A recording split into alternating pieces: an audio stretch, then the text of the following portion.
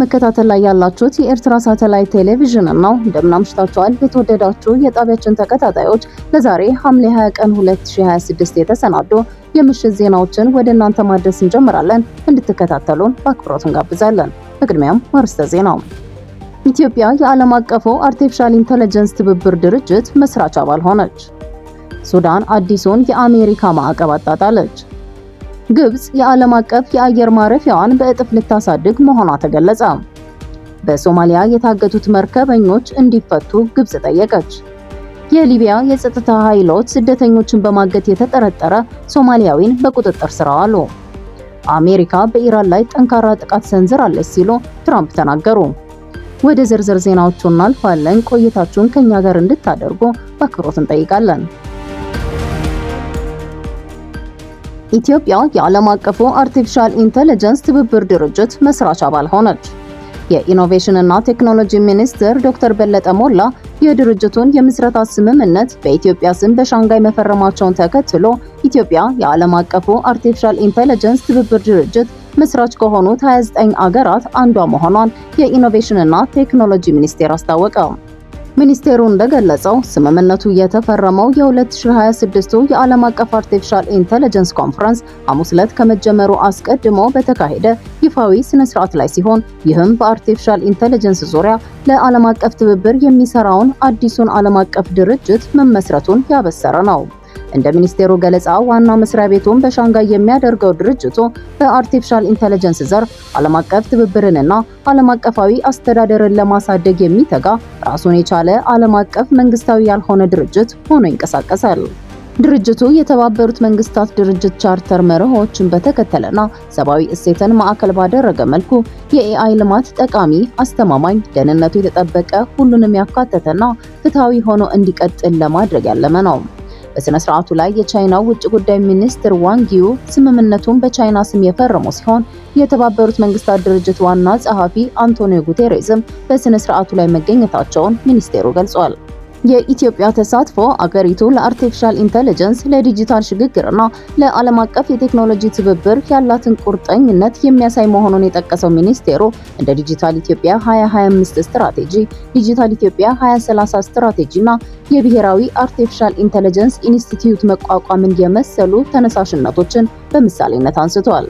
ቻይና ሁሉንም ያካተተ የኤአይ ልማትን ለማሳደግና በተለይም በደቡባዊ የዓለም ክፍል በሚገኙ አገራት ያለውን ዓለም አቀፍ የሰው ሰራሽ አስተውሎት ልዩነት ለማጥበብ እንዲረዳ ዓለም አቀፉ የአርቲፊሻል ኢንተለጀንስ ትብብር ድርጅት መቋቋምን ሐሳብ ለመጀመሪያ ጊዜ ያነሳቸው በሐምሌ 2025 መሆኑን የሚኒስቴሩ መረጃ ያመለክታል። ሱዳን አዲሱን የአሜሪካ ማዕቀብ አጣጣለች። አሜሪካ በሀገሪቱ ላይ የጣለችውን አዲስ ማዕቀብ በመቃወም እርምጃውን አንድ ወገንን የሚደግፍ ህገወጥና በመሰረተ ቢስ ክሶች ላይ የተመሰረተ መሆኑን ሱዳን ሐምሌ 19 ገልጻለች። የሱዳን ጦር ኬሚካላዊ መሳሪያ ተጠቅሟል፣ ሱዳንም ማዕቀቡ እንዲነሳ የሚያስፈልጉትን ቅድመ ሁኔታዎች አላሟላችም ብላ ከወሰነች በኋላ በሐምሌ 17 ሁለተኛ ዙር ማዕቀብ መጣሏን አሜሪካ አስታውቃለች። የሱዳን የውጭ ጉዳይና ዓለም አቀፍ ትብብር ሚኒስቴር ባወጣው መግለጫ መንግስቱ ከዚህ ቀደምም እነዚህን ክሶች እንደተቃወመ ጠቅሶ ሱዳን ኬሚካላዊ መሳሪያ አታመርትም፣ አትይዝም፣ እንዲሁም አትጠቀምም ሲል አስረግጧል። መግለጫው በተጨማሪ አሜሪካ አሳማኝ ማስረጃ ማቅረብ እንዳልቻለች ገልጾ በሱዳን ላይ ማዕቀብ ከመጣሏ በፊት በኬሚካላዊ የጦር መሳሪያዎች ኮንቬንሽን ላይ የተደነገጉትን ቴክኒካዊ አሰራሮች ችላ ማለቷን ከሷል። በሚኒስቴሩ መሰረት ይህ ማዕቀብ በፖለቲካዊ ፍላጎት ብቻ የተመራ እንጂ የኬሚካላዊ መሳሪያ አጠቃቀምን ለመከላከል ያለውን እውነተኛ ጭንቀት የማያንጸባርቅ ነው ብሏል። ከሐምሌ 20 ጀምሮ ተግባራዊ የሚሆነው ይህ ማዕቀብ አሜሪካ ለሱዳን የምትሰጠውን ብድር፣ የፋይናንስ ድጋፍ እንዲሁም ከሰብአዊ እርዳታ በስተቀር በዓለም አቀፍ የፋይናንስ ተቋማት በኩል የሚሰጠውን ቴክኒካዊ ድጋፍ የሚገድብ መሆኑን የኤን ኒውስ ዘገባ ያመለክታል። ግብጽ ዓለም አቀፍ የአየር ማረፊያዋን በእጥፍ ልታሳድግ መሆኗ ተገለጸ። ኢትዮጵያ ለ110 ሚሊዮን መንገደኞች የሚሆን የቢሾፍቱ አውሮፕላን ማረፊያን በምትገነባበት ወቅት ግብጽ በአፍሪካ ስራ የሚበዛበትን አውሮፕላን ማረፊያ አቅም እጥፍ ለማድረግ እየሰራች መሆኗን ዛሬ የተሰራጨ የዜና አውታሮች ዘገባ ያመለክታል። ግብጽ የካይሮ ዓለም አቀፍ አውሮፕላን ማረፊያ ዓመታዊ መንገደኞችን የማስተናገድ አቅምን እጥፍ በማድረግ ከ60 እስከ 70 ሚሊዮን ለማድረስ ያለመ የባለብዙ ቢሊዮን ዶላር የማስፋፊያ ስራ ጀምራለች። ይህም ግብ ኢትዮጵያ ልታስገነባው ካቀደችውና ውሎ አድሮ እስከ 110 ሚሊዮን መንገደኞችን ለማስተናገድ ከተነደፈው የቢሾፍቱ ዓለም አቀፍ አውሮፕላን ማረፊያ የመጀመሪያ ምዕራፍ ጋር የሚነጻጸር መሆኑን ዘገባው ያስረዳል። በመንገደኞች ፍሰት ከአፍሪካ ቀዳሚ የሆነው የካይሮ ዓለም አቀፍ አውሮፕላን ማረፊያ እንደ አውሮፓውያኑ አቆጣጠር በ2025 30.94 ሚሊዮን መንገደኞችን ያስተናገደ ሲሆን ይህም እንደ አውሮፓውያኑ አቆጣጠር በ2024 ከነበረው 28.97 ሚሊዮን የ6.8 በመቶ ጭማሪ በማሳየት ከደቡብ አፍሪካው ኦአር ታምቦ ዓለም አቀፍ አውሮፕላን ማረፊያ ቀድሞ የነበረውን ደረጃ ሊያስጠብቅ መሆኑን የኤክስፕረስ ዘገባ አክሎ ያመለክታል። በሶማሊያ የታገቱት መርከበኞች እንዲፈቱ ግብጽ ጠየቀች። በሶማሊያ የሚገኙ 8 የግብጽ መርከበኞች በሰላም እንዲፈቱና የሶማሊያ ባለስልጣናት ጥረታቸውን እንዲያጠናክሩ ግብጽ ዛሬ ሐምሌ 20 ቀን 2026 ጠየቀች። የግብጽ የውጭ ጉዳይ ሚኒስትር ባድር አብደላቲ ከሶማሊያ አቻቸው አብዲሰላም አብዲ አሊ ጋር በተገናኙበት ወቅት ግብጽ የሶማሊያን አንድነት፣ ሉዓላዊነትና የግዛት አንድነት እንደምትደግፍ አረጋግጠዋል። ግብጽ ሶማሊላንድ ሐምሌ 20 ቀን 2026 በኢየሩሳሌም ኤምባሲ ለመክፈት የወሰደችውን እርምጃ አህጉራዊ ሕግን የሚጻረርና ሕገወጥ ነው ስትል ኮንና እንደነበር ይታወቃል። ሚኒስትር አብደላቲ ሶማሊላንድ በኢየሩሳሌም ቢሮ ለመክፈት መወሰኗ የከተማዋን ታሪካዊና ሕጋዊ አቋም የሚጻረር ነው በማለት አክለዋል።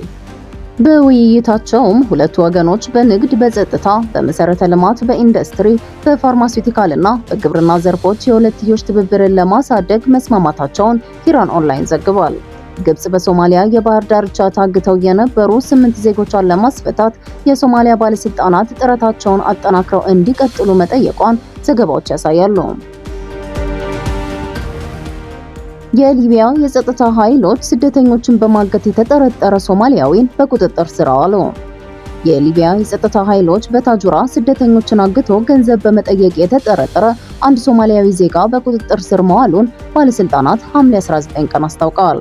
የጸጥታ ኃይሎቹ በአካባቢው ይንቀሳቀስ የነበረ የወንጀል ቡድንን መበተናቸውንና ከባድ ጉዳት የደረሰባቸውን 2 የውጭ ዜጎች ማዳናቸውን የሂራን ኦንላይን ዘገባ ጠቁሟል። ሆኖም ባለስልጣናቱ የታደጓቸው ሰዎች ዜግነት እስካሁን አልተገለጸም። የደጋፊ የጸጥታ ዳይሬክተሩ እንዳሉት ስለ አጋቾቹ መረጃ ከደረሳቸው በኋላ ልዩ ክትትል ሲያደርጉ ቆይተዋል። ተጠርጣሪው ሶማሊያዊ ዜጋም ከታሰረ በኋላ ታግተው የነበሩት 2 ሰዎች ወዲያውኑ ነፃ መውጣታቸው ተገልጿል። ታግተው የቆዩት እነዚህ ግለሰቦች ለሕክምና መወሰዳቸውንና የቀሩትን የወንጀል ቡድን አባላት ለመያዝ ጥረቱ እንደቀጠለም ባለስልጣናቱ ጨምረው ገልጸዋል። አንዳንድ ተጠርጣሪዎች ከሊቢያ በህገወጥ መንገድ በባህር ለመውጣት ሲሞክሩ ወደ ባህር ዳርቻ ከተሞች መሸሻቸውን ሪፖርቶች ያመለክታሉ። ባለስልጣናቱ እንደገለጹት ወንጀለኞቹ በታጋቾቹ ላይ የሚፈጽሙትን ግፍ በቪዲዮ በመቅረጽ ለቤተሰቦቻቸው በመላክ ቤዛ እንዲከፍሉ ጫና ያደርጉ ነበር። በቁጥጥር ስር ያለው ተጠርጣሪ አሁንም በእስር ላይ እንደሚገኝና ምርመራ እየተካሄደበት መሆኑም ተገልጿል። ባለስልጣናቱ አክለውም የህግ ሂደቱ እየተከናወነ እንደሆነና ምርመራው ከተጠናቀቀ በኋላ ተጠርጣሪው ለአቃቢ ህግ ቢሮ እንደሚቀርብ ገልጸዋል። በመጨረሻም አሜሪካ በኢራን ላይ ጠንካራ ጥቃት ሰንዝራለች ሲሉ ትራምፕ ተናገሩ። የአሜሪካ ፕሬዝዳንት ዶናልድ ትራምፕ ሀገራቸው ትናንት ምሽት ጠንካራ የተባለ ጥቃት መሰንዘሯን ተናገሩ። በኢራን ላይ የተወሰደው ጠንካራ እርምጃ የአሜሪካ 3 ወታደሮች በኢራን ጥቃት በመገደላቸው እንደሆነ ተገልጿል። ፕሬዝዳንት ትራምፕ በኢራን ላይ የሚሰነዘረው ጥቃት በጣም እንዲጠናከር ትዕዛዝ ማስተላለፋቸውም ተመላክቷል። እንደ ፕሬዝዳንቱ ገለጻ በቅርቡ በደረሰ ጥቃት የአሜሪካ 2 ወታደሮች በዮርዳኖስና በኢራቅ ደግሞ 1 ወታደር ሕይወታቸውን አጥተዋል። ዛሬም ቀጥሎ ባለው የአሜሪካ ጥቃት በኢራን በርካታ አካባቢዎች ፍንዳታ እየተሰማ ሲሆን በዚህ ሳቢያም የተዘጉ ስራዎች መኖራቸውንና ሰራተኞች ስራ እንዳይገቡ መደረጉን ነው ቢቢሲ ያስነበበው። አሜሪካ ቴህራን በሆርሙዝ ሰርጥ በሚተላለፉ መርከቦች ላይ የምታደርሰውን ጥቃት ለመግታት እንዲቻል ወታደራዊ ቦታዎችንና የመገናኛ አውታሮችን ኢላማ አድርጋ እያጠቃች ነው። በሁለቱ ወገኖች መካከል ተደርሶ የነበረው የተኩስ አቁም ስምምነት ማብቃቱ ከተገለጸ ወዲህ እየተፈጸመ ያለው ጥቃት 9ኛ ምሽቱን አስቆጥሯል። ጥቃቱን አስመልክቶ የኢራኑ ታስኒም የዜና ወኪል እንደዘገበው ታብሪዝ፣ ቻባሃር፣ ኮናራክ፣ ባንዳር ማሃሻር እና ባንዳር ኢማምን ጨምሮ በተለያዩ የኢራን ከተሞች ጥቃቶች ተፈጽመዋል። በሌላ በኩል የአሜሪካ ጥቃት እስከቀጠለ ድረስ በሆርሙዝ ሰርጥ ምንም አይነት ነዳጅ እንደማያልፍ የኢራን አብዮታዊ ዘብ አስጠንቅቋል። የተወደዳችሁ የኤሪሳት አድማጭ ተመልካቾች ለዛሬ ምሽት ያዘጋጀናቸውን የአማርኛ ቋንቋ አበይት ዜናዎችን በዚሁ ፈጽመናል። በቀጣይ በሌላ የዜና ጥንቅር እስከምንገናኝ ድረስ በያላችሁበት ቸር ይግጠማችሁ።